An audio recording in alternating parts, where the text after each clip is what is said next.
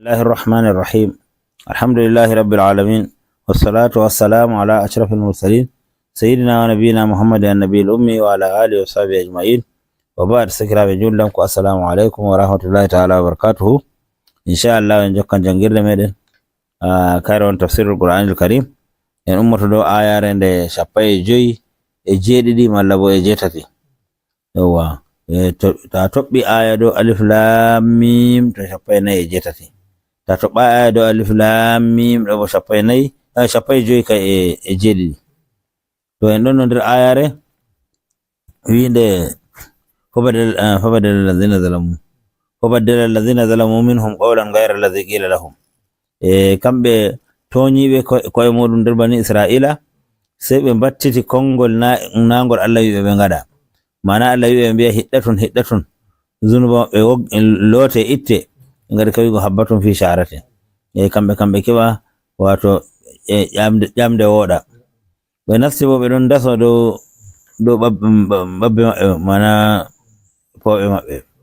Ɓe umrama sujudere be kongol la ilaha illallahu, ɓe sujudayi. Nde ɓe ngari nasugo bo ɓe nasa ɓe ɗo sujudi, nden bo ɓe mbi'ayi la ilaha illallahu go ɓe canjingol ɓe ɗon mbi'a habbatun fi sha'aratin. Nden bo ɓe ɗon daso komai ɗo daso dow fobre muɗum. Allah wi fa anzalna ala allazina zalamu, ɓe toñiɓe koye muɗum ɓe Allah wi sen jippinanmi ɓe rijzan yangada, azaban yangada, da'unan ñaw kalluɗo wiyete ñaw nattinojum ittojum yimɓe timmina ɓe fu anju wiyete da'unu.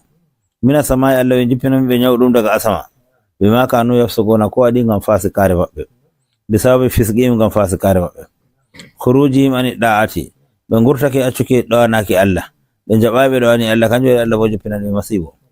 Lamma kanu fittihi, wakkati ɓe ɗon no nder wembere go, qalu ngam ɓe nasi wembere wano tammi wadugo kam, ɓe nasi wembere nde duuɓi 4 nde annabi Musa man hoosi ɓe wiɓe ɓe dilla nda birnol Allah wiɓe njaɓe jooɗo Baitul Maqdisi. To nde ɓe seɓi Allah wiɓe to ndano ɓe ngaɗata ɓe nasta, heɓe cali. Nde ɓe cali sai Allah wi to ɓe nastata wuro man. Nde ɓe jotti wuro man tawon kamɓe man ɓe mbi ay annabi Musa fa wuro ngo ɓe nastatango, ɓe tawi yimɓe mawɓe nder waago. Lan nadkhulaha abadan ma damu fiha fashab anta wa rabbuka faqatila inna hahuna qa'idun. Nden kam an annabi Musa sai kawta be Allah maɗa, jawon to on koni ɓe min gima pindi en ɗo, non bo sai min ngara kadi. To sai Allah wi to ay ɓe anda ɓe nastatango ma.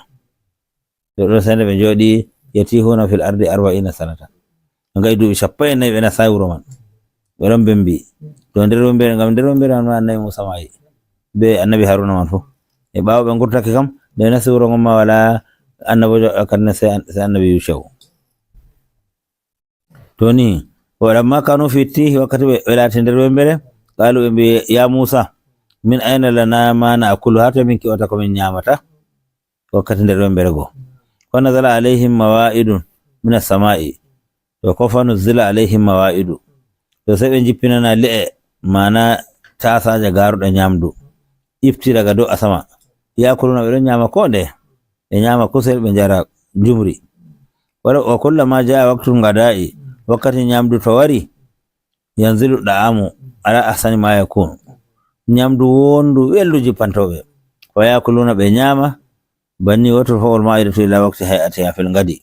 To ɓe nyami ko ɓe nyami be ko lutti pat, wakkati ma sai Allah efta le'e go, mana tummuɗe nyamruɗe go ɗe faɗɗe dilla dow, banni ɓe jooɗo sai jango fayin. Qalu sai mbi min ayna lana malabisu, hato min kewata limce ɓornago wakkati juuti. Lamin Allah tabaraka wa ta'ala Allah tattasika siyabuhum, sai Allah wi to limce ɗe ɓe ɓorni ɗe kiiɗata, ɗe shekata, ɗe nyorwata bo. Na sai to toggol maɗa nyorwi ɗaɓɓita lotugo, na sai to ngol hiiɗi nden marata haaje sanjugol, na sai to ngol seeki nden dangodintangol, ɗo fu waɗata.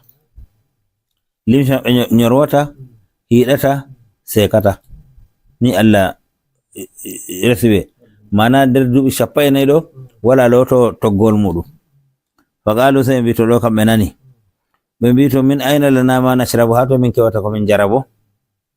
Fadarabal hajara, annabi Musa sai Allah umri mo hayre mako de o jogino den ɗon o waɗa sawru mako o tappa dow mare to o finde ni do finde o fam fajaran minhu isnata asharata ayna sai nde waɗi ɓulduɗe 12 kaɓe bonani waɗi leƴƴi yimɓe 12 ɗo ngam ɗum leƴƴi annabi ɓiɓɓe annabi Yaquba ɓiɓɓe annabi Yaquba bo kamɓe 12 ɓe fu ɓe annabo en to sai lati to ɓe ngari mari haaje ni to kala leñol fu to waɗi andi ha toye qad alima kullu unasin mashrabahu kala koɓe fu andi ha toye yardude muɗum ɓe ñamay ɓe jaray ɓe ngaɗa ko ɗume fayin sai ɓe mbi fa qalu ɓe mbi ashamsu tadurru bina ai nage ɗon torra min ko tarribuna nage ɗon fiya min ɗon torra min no min gatta min kewa ɗowdi fa atallahu bi gamamin satarahum hatta lam yajidu harra shamsi sai Allah jippini ruldere de ha ɓe ngoni no ɓe limgal maɓɓe ɗowdi ruldere nde ɗon ɗowni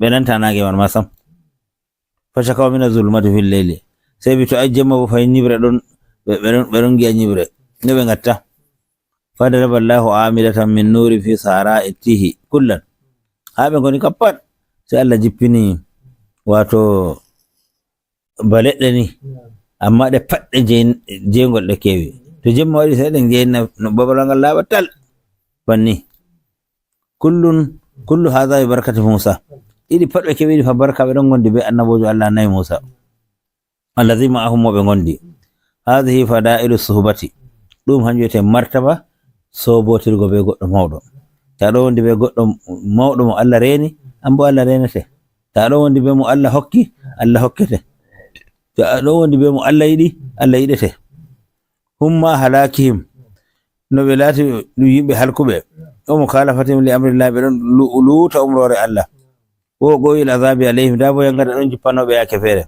amma fu kana min baynihim Musa wa Harunu kadi annabi Musa be annabi Haruna pat ɓe ɗon nder maɓɓe to kanjum waɗi sai Allah ittani ɓe ɗiɗi fu maji wa wudu hadha min anwa'in ni'ami kullan bi sababi Musa wa Haruna ɓe dokkama nemaji Allah ɗiɗi fu ngam della annabi Musa be annabi Haruna ɗon nder maɓɓe wa Haruna wa Musa min ibadillahi salihina annabi Haruna be annabi Musa ɗum jeyaɓe Allah laɓɓe ni Allah wi'a kullan ja'alna nabiyan ɓe fu Allah waɗi ɓe ɗum annabo en walakin lamma sahaba haula'i fasaqati makatha ma'ahum 40 sanatan fi tihi aidan zaqa min al-azabi bi sababi suhbati kama anna al-fusaqa wajadu ni'mata bi sababi suhbati amma fu enon ay annabi Musa annabojo Allah annabi Haruna annabojo Allah amma fu jodda kamɓe bo della joddago maɓɓe be yimɓe mere en ɓe fasiki en ɓe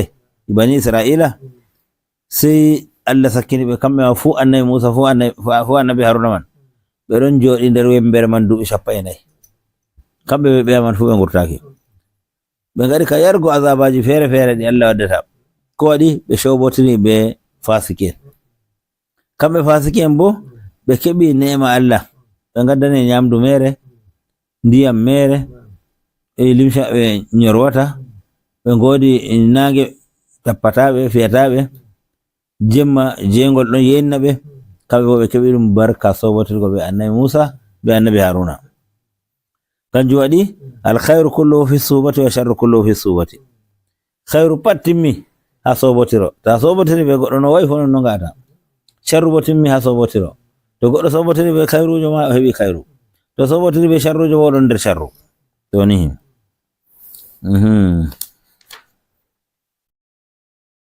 Naam.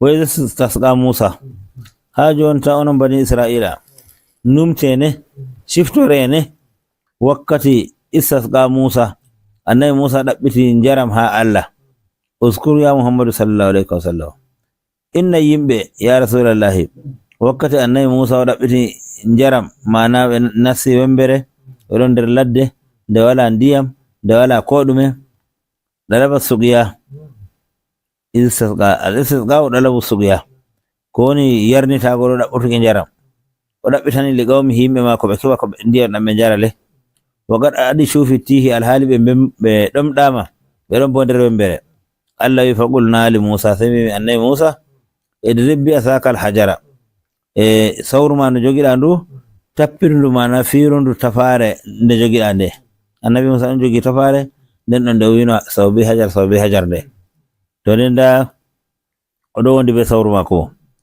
wa huwa alladhi farra bi sawbihi kayre dogguduno be limshe annabi Musa daga o ɓingel to ɓe jehi yiwago ay mayo ɓe mari les Misra man to ɓe jehi yiwago kanko hawrata be yimɓe luttuɓe sai ɓe ngadi ka wigo ay oɗon mari dende mawɗe o mari oɗon mari kaza ɓe ngadi ka aybugo mo ni kanjum e ɗo yiɗa nastugo yimɓe bandiraɓe mako ɓe giwo to oɗon heeda sera toon so heeda wuttudu ton o yata o yiwo ɓe bo ɓe ngara ɓe kawta nokkure woore to ɗo ngam Allah laɓɓina mo ɓe acca wigo mo oɗon mari kaza ɗo sai o resi limshe mako ɗo tafare o nasti mayo to asli tafare man bo na ɗum tafare hayre ɗum tafare ba ɗum leddi on ni leddi tamre leddi on tami hende warti ba tafare amma nde ɗon mari yakeji kam nayi kadi to sai tafare go sai nde dillidi be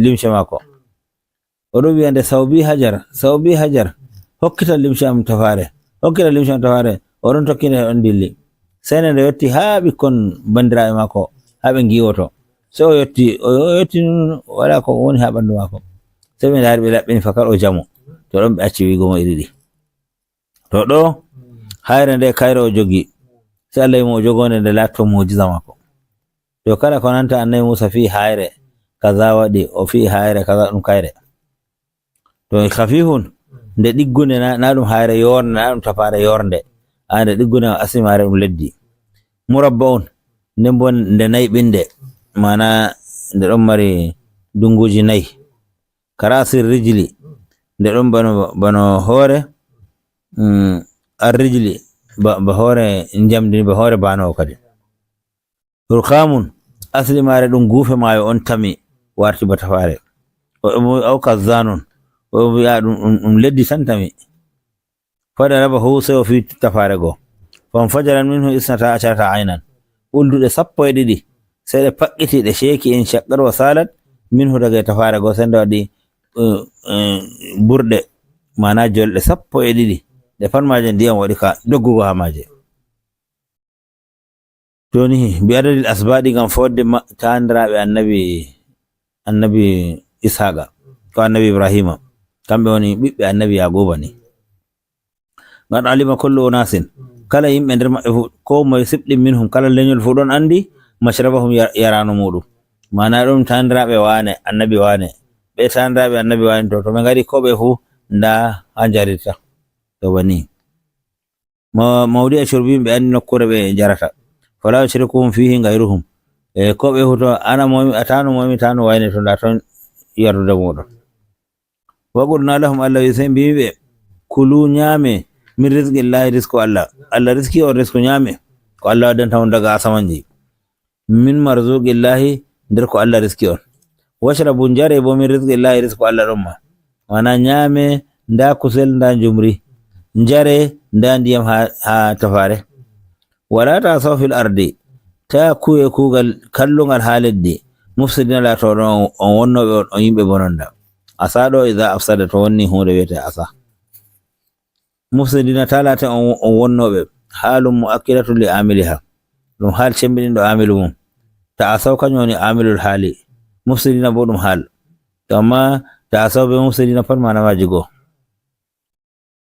akhbara tabaraka wa ta'ala jomira o hokki habaru annabi Musa alayhi salatu wassalamu lamma kana fittihi wakkati wona sonderu wembere ma bani israila oɗo wonde be bani israila adi sai ɓe ɗomɗa wadalabu minhu l-istisqa ɓe ɗaɓɓiti bo o heɓana ɓe ndiyam ko ɓe njara wa hadha al-farqu bayna bani israila wa bayna ummati muhammadin sallallahu alaihi wasallam ɗum kanjum wiyete farqu hakkunde yimɓe annabi Musa be yimɓe annabi sallallahu alaihi wasallam ɗum woodi sendode caka maɓɓe fa innal umama qablana ummatoje artuɓe en laysa lahum an yallubu shay'an min allahi tabaraka wa ta'ala wala ko ɓe foti ɓe ɗaɓɓita ha Allah heni ɓe toro annaboye maɓɓe nden annaboye maɓɓe toranoɓe Allah ni ɓe ngoni kamɓe iza aradu ɗalaban to ɓe ɗaɓɓiti hunde ayya ɗalabin ko ɗum nde yatuna li nabiyyin ɓe ngarana annabojo maɓɓe kanko on torantoɓe Allah nden Allah jaɓa e zamanuji maɓɓe fu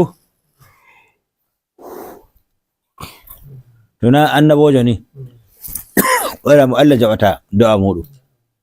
Ɓe pat yimɓe annabojo to ɓe kawtano ɓe fuu e toro Allah ni Allah jaɓatako, amma to annabojo e tori Allah jabantomo. Wa huwa alladhi yatlubu min Allah tabaraka wa ta'ala mubasharatan, annabojo on tan torde muɗum, Allah bo jaɓande. Dalla alayhi istisqa'u Musa li qaumihi, aya yimɓe annabi Musa da ɓe ɗaɓɓiti njaram ɓe mbiya Allah am hokku min ko min jara, sai ɓe ngari ɓe mbi annabi Musa ɗaɓɓitan min ndiyam ɗam min jara. To annabi Musa on tori Allah wimo to ndano warata ndano garata.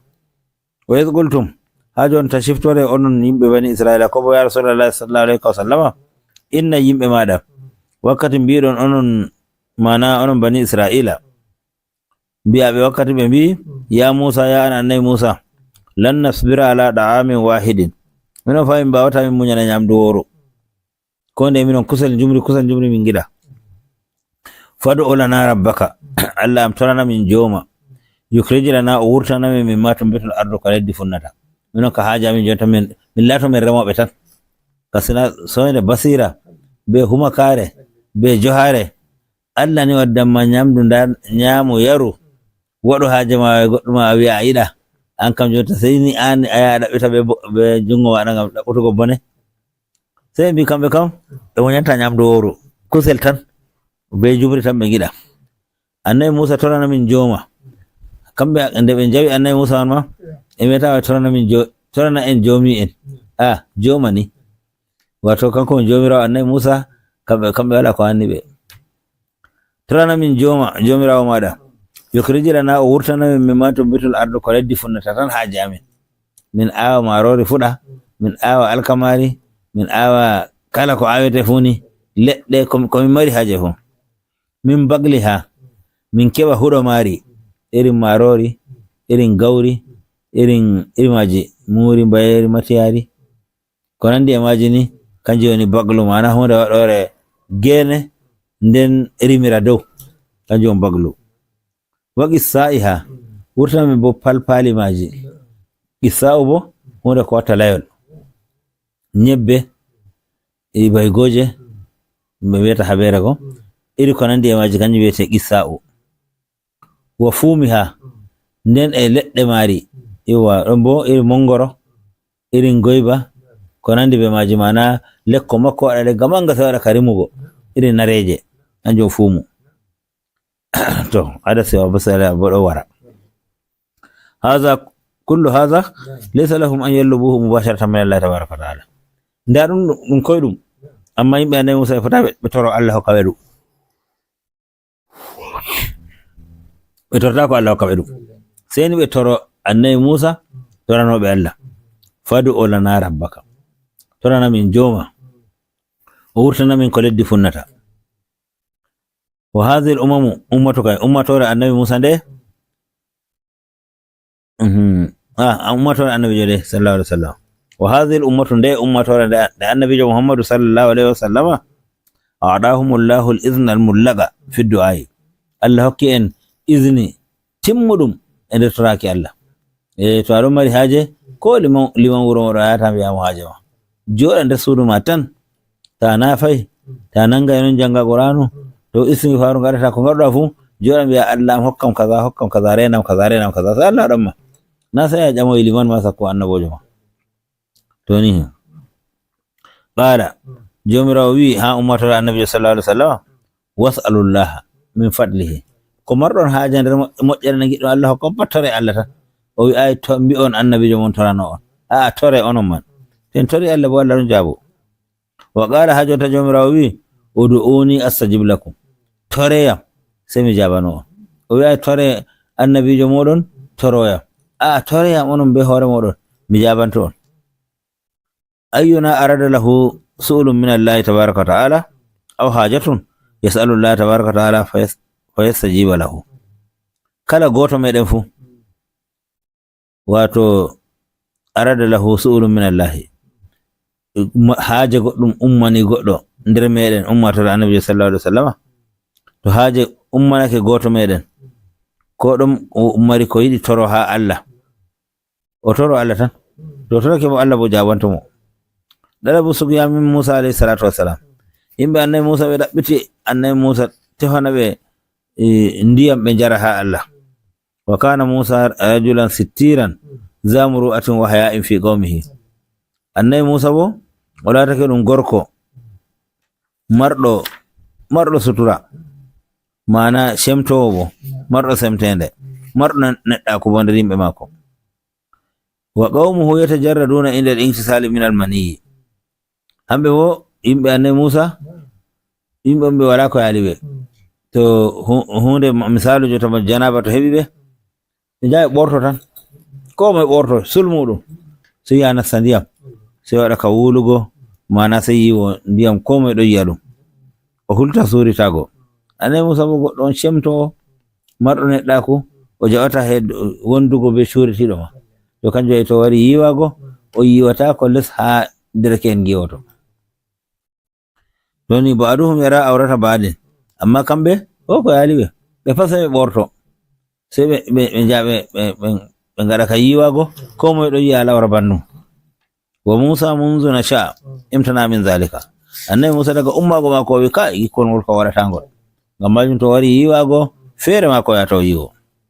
Idza arada an yaktasila to yiɗi yiwago zahaba ba'idan wanktasala wahdahu, so dilla nokkure dayinde ko ɗum mayo woto ni to o yata ha yimɓe ngoni, feere mako ya to yiwo o nden bo o yiwata ko mo oɗon ɓorti, feere mako o yiwoto nden bo o suran ni alawra mako. Faqalu sa bima hamala Musa ala hadha illa anna fihi udratan. Wala ko foɗi annabi Musa saloto yiwodago be yimɓe kay oɗon mari dende ono mari, manani o gugaɗo. Falamma dhahaba yawman, nde gonde o dilli watazala o dayti yimɓe, wanktasala o yiwi feere mako, wa kharaja min al-ma'i o wurti ndiyam, o timmini yiwago o wurti ndiyam, jotta kam ha o wara hosa limse mako o ɓorno. Arada an yakhudha sawbahu, o muyi ha o hosa toggol mako ɓorno. Fa farra al-hajaru bis-sawbi, tafare nde o ɓili toggol dow muɗum sane doggiɗi be toggol mako. O sara yaqulu o ɗo wiyangol sawbi hajarun, hokkitam usen limshe am tafare hokkitam limshe am. To ni mana o ya hajaru irfa li sawbi, ya an tafare hokkitam usen limshe am. Hatta ja amama an-nas o ɗon tokki tafare ha o yetti yeso yimɓe ha dereken gongonno. Wara'ahu ɓe ngimo laysa bihi ayu saw'in, ɓe tawi o wala aybe ko irin ɗume. Fa kaza sawbahu hosi limsere mako wala bisawo ɓornide, nde o ɓornide fa ngadiba sai o ɓernde mako metti o tikki. Wa kaza afsahu o hosi sawru mako wada rabal hajara o fi tafare man, o dinani ma sawru mako ndo durirayno. Fa awha Allahu ilayhi, sai jomirawo waɗanimo wahyu wimo annahu yahmalu hadha al-hajara, hayre nde o hoshande tafare nde wala yufariqu taw seeda be mare, hayre ma ɗum nder mujizaji mako nde woni. To ni lamma kanu fittihi, wakkati ɓe nasti nder wembere nde Allah wembi ɓe duuɓi 40 ɗo, ɗalabu minhu suqya, ɓe ɗaɓɓiti annabi Musa heɓana ɓe usene ko ɓe njara. Awha Allahu ilayhi, sai Allah waɗanimo wahyu wimo to an yarriba bi asahu hadha al-hajara, to tafare maɗa nde gonduɗa ndande, to sawru ma ndandu, to fiu tafare man be sawru man. Fadarabahu o fi tafare be sawru. Wa kana murabba, nane ma nde za arba'ati arkanin, nde ɗon mari nane ma nde nayɓi, nde ɗon mari nokkuje mana ko e nayi, ko bo mbi'en dunguji nayi. Kullu ruknin kharaja minu salasu uyunin, kala rukunol fu sai ɗum heɓi ɓulduɗe tati ngurti ha mum, to ɓulduɗe tati nde nayi na 12. Wa sarat 12 aynan, sai lati ɓulduɗe 12. Wa kana banu Israila 12 sibɗan, banu Israila bo kamɓe wonanima kamɓe leƴƴi 12, e ɓiɓɓe annabi Yaquba ni. Kama qala Allahu tabaraka wa ta'ala, bano jomirawo wi kullu sibɗin, to bano Allah wi kullu sibɗin in farada bi mashrabihi, to kala leñol gotol fu sai ngol wajjiɗino nda ha ngol yarita, to ngol nasanta bandigol nasanta ngol. To hadha ma'ana qala lima kullu unasin mashrabahum, kanjum woni mana kala yimɓe fu andi nokkure jarata. Wa rasulu sallallahu alaihi wasallam alabu minhu suqya, annabi sallallahu alaihi wasallam kanko mo wonde yimɓe mako ɗaɓɓitin jaram ha mako. Ya rasulullah, heɓan min komin jara, ɗon ka ɗon ɓilli yimɓe. Faraqal minbara, sai o ƴeegi minbar, o rafa yadayhi, o ɓamti juuɗe mako, o ja'ala zuhurahuma nahwa samai, o ƴefti juuɗe mako o o ɓamte bane o warta do'ani kadi. Wa qala sai o wiyata allahumma asqi biladaka warham ibadaka wanshur rahmataka wa ahiban lakal mayyita. Ya jomirawo min ɗon toroma yarnu galluje maɗa, hinna jeyaɓe maɗa, sankutu hinna e maɗa, yeɗin gure maɗa mayiɗe ko bo wuro maɗa yorgo ngo wala ndiyam ngo. Qala rawi piliɗo hadis on ngol o wi wasama'u kay wasama'u ka annaha zujajatun ma fiha qazatun wahidatun. Wakkati ko annabi waɗa do'a kam asama ɗon laɓi tal ko toɓɓel irin toɓɓon ngaɗo on ba sollare kon ko bana dulel par wala ɗum laaɓi tal. Ata sahabatun sai wulde wonde sai wangita ha fatil madinata nde wonde filisi wuro madina. Wona zaral madaru sai iyende kam sai yofita ende toɓa daga nyandere man ɗum nyande jum'are minal jum'ati ilal jum'ati allati taliha balɗe jeeɗiɗi iyende ko jeetati ma iyende on toɓa heltayi sai nde iyende nde waɗi balɗe jeetati nde ɗon toɓa. Qaw Musa ɗalabu min Musa an yad'u Allah lahum asuqya. Yimɓe annabi Musa ɓe torake annabi Musa heɓana ɓe wato ko ɓe njara ha Allah. Fada a Musa bi amrin min qawmihi fastajaba Allahu du'aahu. To sai annabi Musa o tori e umrore yimɓe mako kadi yimɓe mako umrimo o toranoɓe Allah o tori bo Allah bo jabanimo ɓe keɓi ko ɓe njara. Fa ahara Muhammadu sallallahu alaihi wasallama da'alana bi amrin min Allah tabaraka wa ta'ala. Annabi jo bo sallallahu alaihi wasallama kanko bo ha o ɓurdi annabi Musa o do'anaki en be umrore Allah on umrimo o waɗa na yimɓe mako tori. Allahumma wastaghfir li dhanbika walil mu'minina wal mu'minati. ɗaɓɓutu yafuye aybeji, ɗaɓɓitan mumine yafuye worɓe, ɗaɓɓitan rewɓe ma bo yafuye. hadha amru min Allah. Allah umri annabi jo waɗa ana nabiy sallallahu alaihi wasallam yastaghfiru lana kanko Allah umri annabi jo ɗaɓɓitana en yafuye ha jomum. Alhamdulillah al ilmu indallah. Allahumma salli wa sallim wa barik ala sayyidina Muhammadin abdika nabiyika rasulika annabiyil ummi wa ala alihi wa sahbihi wa sallim. Subhana rabbika rabbil izzati amma yasifun wa salamun ala al mursalin walhamdulillah.